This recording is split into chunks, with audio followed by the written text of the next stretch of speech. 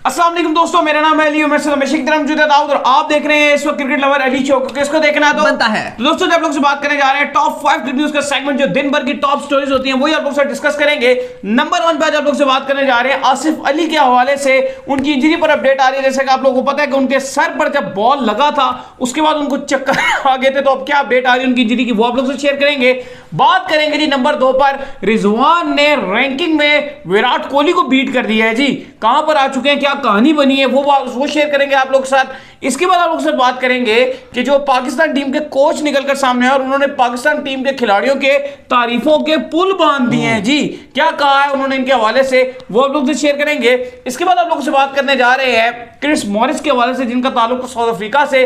अब उनका कैरियर जो है वो एंड होने जा रहा है, इसके ऊपर बात करेंगे।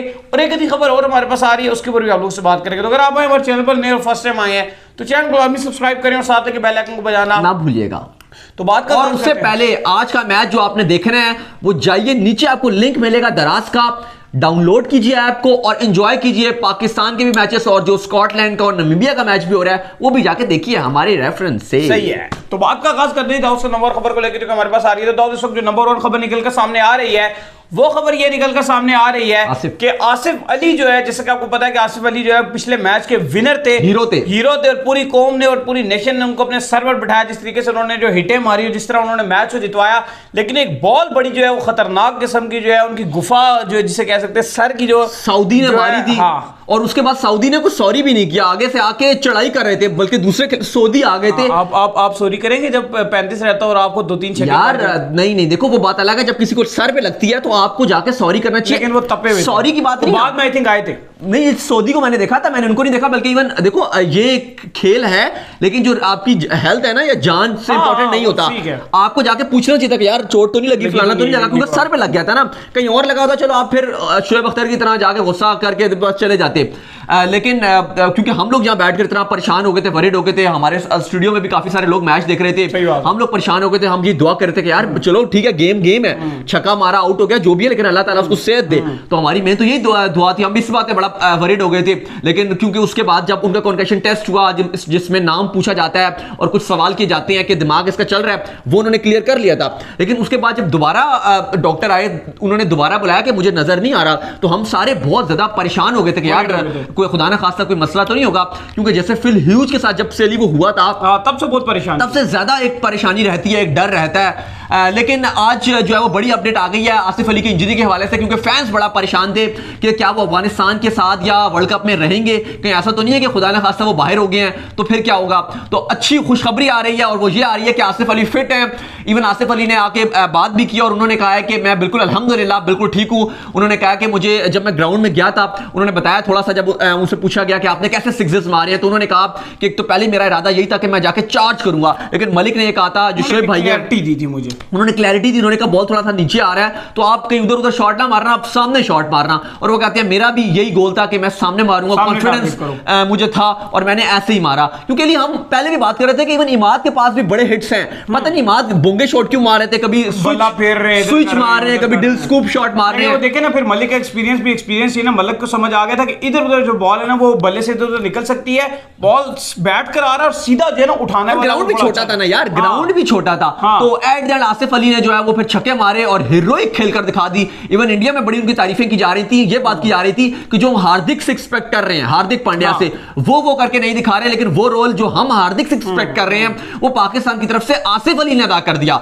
तो चीते रहे आसिफ अली, लेकिन खुशखबरी ये है अल्हम्दुलिल्लाह अल्लाह के फजल करम से कि वो बिल्कुल तंदुरुस्त हैं। और अफगानिस्तान वाला मैच जो हमारा जुमे को खेला जाएगा उसमें वो इन एक्शन नजर आएंगे और आसिफ अली ने तस्दीक कर दिया कि मैं बिल्कुल ठीक हूं। सही है जी। इसके बाद जो खबर आ रही है, जो मैथ्यू हेडन के हवाले से खबर निकलकर सामने आ रही है, तो मैथ्यू हेडन भी निकलकर सामने आ रहा है। उन्होंने पाकिस्तान क्रिकेट टीम के लिए बोला है कि यार ये इनको जो है, जिस तरह मैं इनको देख रहा हूं, मैंने इससे पहले किसी भी टीम का ऐसा ड्रेसिंग माहौल का रूम नहीं, मतलब ड्रेसिंग का जो है वो माहौल नहीं देखा, जितने ये डाउन टू अर्थ हैं, जितना ये अल्लाह का शुक्र अदा करते हैं और जितना ये मतलब हर चीज को लेकर जिस तरह आजिजी और इसका मतलब मुजाहिरा कर रहे हैं, तो ऐसा कह रहे मैंने बहुत कम ही देखा और इस पर उनकी बड़ी तारीफ की जा रही है पाकिस्तान क्रिकेट टीम की। इवन इंडियन मीडिया तक में जो है बड़े बड़े बड़े एंकर इनकी चीज को लेकर बहुत तारीफ कर रहे हैं। क्योंकि इंडिया में तो यहां तक बात की जा रही थी कि जो उनके खिलाड़ी हैं वो ऐसे बड़े बड़े अपने आप को बने होते हैं, स्टार्स बने होते हैं, अपने आप को ब्रांड बनाया हुआ है, एक मतलब एक बहुत ऊपर चले गए हैं, लेकिन इस बात में रिलीजन से बिल्कुल दूर है, अपने आप को ह्यूमन नहीं समझते, यानी कि बहुत उनका मानना यह था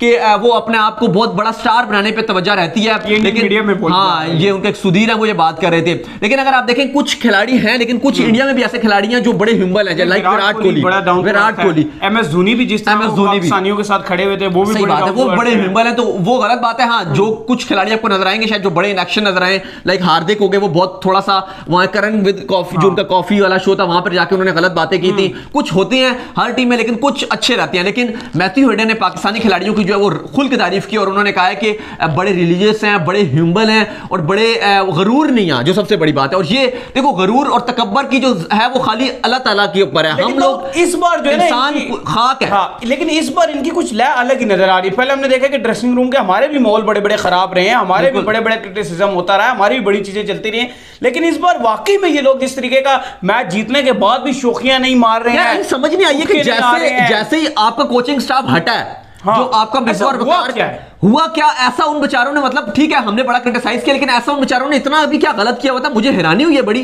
कि वो गए और आपकी टीम माहौल ही बदल गया, आपकी टीम एकदम से 360 चेंज हो गई है। अब मिसबाह ये तो फिर देखो बड़ा अच्छा डिसीजन हो गया हमारे लिए कि लास्ट मोमेंट में जो हमें छोड़ के गए थे वो हमारे लिए बड़ी ब्लेसिंग हो गई। देखिए उन लोगों का ना कहीं जो है ना प्रेशर था लड़कों के ऊपर कि यार ये लोग लड़कों का कैरियर डिफेंसिव खिलाते थे, डिफेंसिव माइंडसेट था, कैरियर भी खाते हैं, लेकिन एक माइंडसेट की बात थी, माइंडसेट था एक उनका जो आप कह रहे हैं ना कि रस्सी से बंधा हुआ ड्रेसिंग रूम का माहौल था, एक इन गोरों के आने से ना वो खुल गया माहौल, सक्लैन है, कोई पर्सनल रंजिश नहीं है, कोई पर्सनल इनको किसी से कोई बात नहीं है, ये अपनी ड्यूटी करने आए हैं, सब अपनी मर्जी से खेल रहे हैं। लेकिन जब कोई ना कोई तो है जिस ड्रेसिंग रूम के अंदर जिसने इस माहौल को क्रिएट किया है कि आपने जरूर नहीं करना, आपने अपने आप को डाउन टू अर्थ रखना, ये कोई ना कोई बंदा जरूर है। ज्यादा तो बाबर आजम भी ऐसी प्रेजेंटेशन दे रहे हैं, सक्लैन मुश्ताक का रोल बहुत अहम है। तो एक और भी जो है ना वो इनको प्रैक्टिस करवाई जा रही है। मैं आज देख रहा था कि झंडा पकड़ के ना हर एक बंदे को जो है वो कहा जाता है कि आप झंडा ले जाके लगाएं, और ये सक्लैन मुश्ताक ने इनको मैसेज दिया कि सबको ये बता रहे हैं कि तुम इस झंडे के लिए खेल रहे हो, पाकिस्तान के लिए तुम खेल रहे हो। और ये चीज नजर आई है ना कि जैसे मिसबाह वकार गए हैं उसके बाद से जो इनकी एग्रेसिव माइंडसेट नजर आया है। पहले ही थोड़ा डिफेंसिव हम जो बात कर रहे थे ना सोच का, लोग कहते हैं आप क्या बात कर रहे हो, सोच खिलाड़ियों ने खेलना है, कोच इसने नहीं खेलना, लेकिन देखो फर्क नजर आया है। एक तो वो अप्रोच, बाबर आजम की कप्तानी में क्लैरिटी, बाबर आजम ने जिस तरह से खिलाड़ियों को मैसेज दिया हुआ है एग्रेसिव, मतलब एकदम से पाकिस्तान की पूरी टीम ही चेंज हो गई है।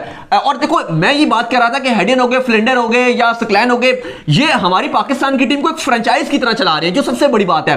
फ्रेंचाइज में क्या होता है कि उसमें आपको पैसे दिए जाते हैं, तो ओपन एंड दिया जाता है, क्योंकि आपके पास पता होता है कि एक ही महीने जो कर लिया, और ऊपर से बिजनेसमैन का क्योंकि प्रेशर भी होता है क्योंकि उन्होंने पैसा दिया होता है, पक्के डेरे नहीं डले होते। पाकिस्तान टीम में क्या होता है कि जब यहां पर आते हैं तो उन्हें पता है कि फुद्दू खाते लग गए, अब हम आ गए हैं, हमारे कॉन्ट्रैक्ट हैं 2-2 साल के, हम फंसे रहेंगे यहां पर, हमें कोई नहीं निकाल सकता। मीडिया भी बोल रही है तो बोलने दो, उनका काम ही बोलने वाला है। तो वो चीज नजर नहीं आ रही, यहां पर नजर आ रहा है कि हमें अगर 1 महीने का हमारा कॉन्ट्रैक्ट है, 2 महीने का कॉन्ट्रैक्ट है, हमें रिजल्ट्स देने हैं, और वो रिजल्ट्स अल्हम्दुलिल्लाह नजर आ रहे हैं। बाय द वे मैं सोच रहा था रिजल्ट की आपने बात किया है, पहला पाकिस्तान का इंडिया वाला मैच हुआ तो हमारे स्टूडियो में भाई बड़ा माहौल था, ऐसे ही आए हुए थे, लब्बे शीरियां चली हैं जी, बिरयानी चली है, उसके बाद जी हमने ढोल वाले आए हुए थे, पूरा मैच हमारे साथ, आधा मैच जो ढोल वालों ने देखा भगड़े डाल दिए। दूसरे मैच में ढोल हम दोनों ने खुद ही बजा दिया। तो अगर इंशाल्लाह अगर अफगानिस्तान को हराते हैं फिर क्या होने वाला है, फिर भी धमाल होगा, फिर कौन सा वाला धमाल होगा, वो सरप्राइज है, फिर भी वो सरप्राइज एंट्री होगी, फिर भी नेक्स्ट लेवल जो इंशाल्लाह बनाएंगे। हमें भी एक्स्ट्रा फैंस की जो है वो उम्मीदें ज्यादा बढ़ गई है ना कि एक बार ढोल वाले आ गए, एक बार हम ढोल बज गए, हमने बजा दिया, करके टांगे ऊपर करके डांस करके। अब मैं वही कह रहा हूँ, कुछ करना पड़ेगा अब आपको ऐसा, क्योंकि उम्मीदें क्यों करना पड़ेगा, आप कुछ करके दिखाएं।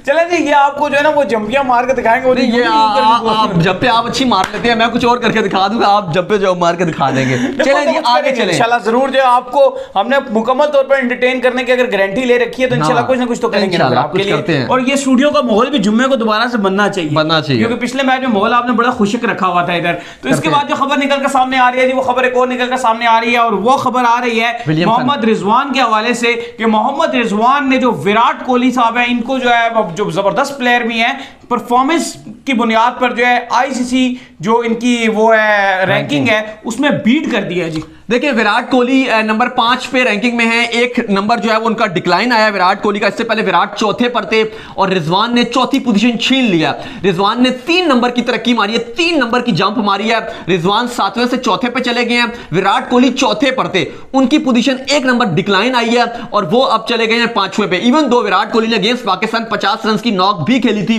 लेकिन उसके बावजूद रिजवान को 3 दर्जे तरक्की मिली है और विराट कोहली का 1 नंबर नीचे गिरा है। अगर रेटिंग्स की बात करें तो विराट कोहली 725 नंबर के साथ 5वें पर है और रिजवान चौथे पर आ गए हैं 727 नंबर के साथ। 2 पॉइंट्स का जो फर्क है और रेटिंग में एक रैंकिंग में 1 दर्जे जो तरक्की मिल गई है रिजवान को।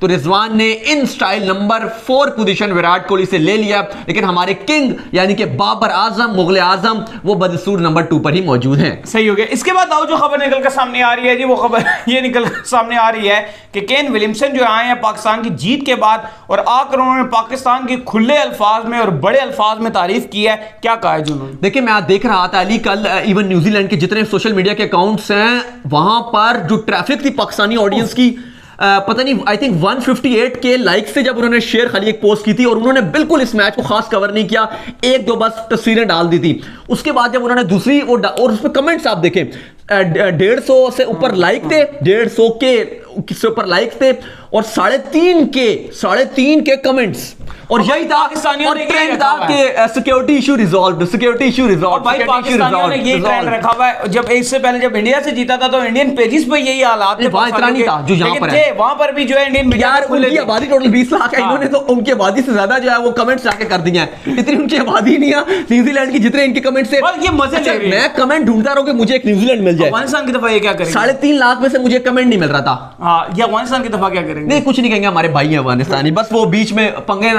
ग्राउंड में थोड़ा सा वो ओवर हो जाते हैं, वरना हमारे भाई हम कुछ भी नहीं करेंगे, कोई ऐसी बात नहीं है। लेकिन मजे की बात यह है कि विलियमसन आए और उन्होंने कहा कि पाकिस्तान ने आज प्रूव कर दिया कि कितनी बेहतरीन टीम पाकिस्तान है और पाकिस्तान टीम को सबको मतलब पूरी दुनिया पाकिस्तान टीम की क्रिकेट को जो है वो देखना पसंद करती है और पाकिस्तान टीम की जो जीत है ये डिजर्व करते थे जिस तरह की इन्होंने क्रिकेट खेली है और पूरी दुनिया में एक बहुत ही जबरदस्त और एक अच्छा मैसेज इन्होंने दिया है। सही है। इसके बाद जो खबर निकलकर सामने आ रही है जी, वो खबर ये आ रही है कि मॉरिस जो है जिनका ताल्लुक साउथ अफ्रीका से और बड़े जबरदस्त किस्म के ऑलराउंडर रहे हैं, इवन आईपीएल के अंदर 16 करोड़ रुपए के भी ये बिकते रहे हैं, 16.5 करोड़ रुपए के। लेकिन अब जो खबर आ रही है मॉरिस के हवाले से इंतहाई मायूसकुन खबर आ रही है और खबर ये है कि मॉरिस ने खुद कहा कि मेरा करियर खत्म होने जा रहा है। देखिए उन्होंने कहा कि साउथ अफ्रीका की तरफ से मुझे पर्सनली ये लगता है कि मैं डन हो चुका हूं, मतलब जितना मैंने खेलना था वो खेल लिया है। वो कहते हैं मेरी परफॉर्मेंस सबके सामने है, लेकिन आपको पता है क्रिकेट साउथ अफ्रीका का हाल कैसा है। वो कहते हैं वो मुझे अब सिलेक्ट नहीं करेंगे तो, और मैं ऐसा बंदा नहीं हूं कि मैं ऑफिशियली आकर रिटायरमेंट बाकायदा तौर पर अनाउंस करूं, क्योंकि कहते हैं मुझे उन्होंने अंदिया दे दिया कि वो मुझे सिलेक्ट नहीं कर रहे, जिसका साफ मतलब यही है कि वो मुझे रखना नहीं चाहते और जब वो मुझे रखना नहीं चाहते तो मैं जबरदस्ती तो नहीं खेल सकता ना। तो कहते हैं कि अगर आप मुझसे पूछे तो मुझे समझ आ गई और मैंने अपने माइंड में ये बात कर लिया कि खाली अब मैं लीग से खेल सकता हूं और मुझे साउथ अफ्रीका वाले चांस नहीं देंगे। जो उनकी ऑफिशियली स्टेटमेंट थी वो आपको पढ़ के बता देता हूं। My playing days for South Africa are done, I am not one for announcing things and officially retiring. They know where I stand, I know where I stand, but my days are done for South Africa. Majeed उनका यही कहना था कि south Africa का जिस तरह का निज़ाम चल रहा है हमें भी पता है, अली डीकॉक के साथ उन्होंने कप्तानी कैसे उनकी ली है, फाफ के साथ उनका सलूक कैसा था। चलो आपने टीम में नहीं रखा, जब उन्होंने आईपीएल भी जीता तो उसके बाद भी क्रिकेट साउथ अफ्रीका ने उनको मेंशन नहीं किया, बल्कि लुंगी नंगीडी को कहा है जो प्लेइंग 11 में भी शामिल नहीं थे, वही सियासत चल रही है, वही उनको मुबारकबाद दी। फिर बाबूमा को जिस तरह से कप्तान बनाया है, बाबूमा की परफॉर्मेंस कोई भी नहीं थी, उसके बावजूद उनको एकदम से कप्तान बना दिया। आगे अगर आप देखो तो मिलर डिजर्व करते थे T20 फॉर्मेट में, T20 में अगर आपको कप्तानी बनानी थी देनी थी तो बाबूमा से ऊपर मिलर को देनी चाहिए थी, मिलर को नहीं रखा। अब वंडर फिर एबी डिविलियर्स के साथ जैसा भी सलूक किया, ठीक है हम कहते हैं एबी डिविलियर्स को कि उन्होंने लीग्स पे प्रेफरेंस दिया, लेकिन 19 के वर्ल्ड कप में एबी डिविलियर्स आना चाहते थे और उस पे उनके जो इनके जो वो थे सीईओ, उनका साफ कहना था कि जब पहले वो नहीं आए तो मैं उनको अब नहीं रखता। फाफ ने रिक्वेस्ट की थी कि एबी को ले आओ, लेकिन उन्होंने कहा कोई नहीं भाई मैं नहीं लाता। फिर आप बाकियों के साथ भी देख लें क्या सलूक किया जाता है साउथ अफ्रीका में, तो पॉलिटिक्स के अंदर नजर आता है। सही है, तो उम्मीद करते हैं कि आज का हमारा शो आपको आया पसंद आया। पसंद वीडियो को लाइक कीजिए, हमारे चैनल को सब्सक्राइब कीजिए, साथ लगे बेल आइकन को बजाइए और दाऊद फॉलो कर लीजिए। मुझे इंस्टाग्राम में फॉलो कीजिए, वहां पे मैं मौजूद हूं दाऊद क्रिकेट के नेम से। अगर आपका कोई सवाल हो तो भेजिएगा, नीचे दराज का लिंक मिलेगा, मैच वहीं पर दिखेगा, जल्दी से जाइए डिस्क्रिप्शन में और फॉलो कीजिए। और अली को डाउनलोड ना कीजिए द्रास को डाउनलोड कीजिए, अली को फॉलो कीजिए। मैम जो क्रिकेट ऑफिशियल के नाम से मुझे डाउनलोड ना कीजिए क्योंकि मैं MP4 में अवेलेबल नहीं हूँ, फिर आप लोग नेक्स्ट वीडियो। अल्लाह हाफिज़, बाबा ध्यान रखिएगा।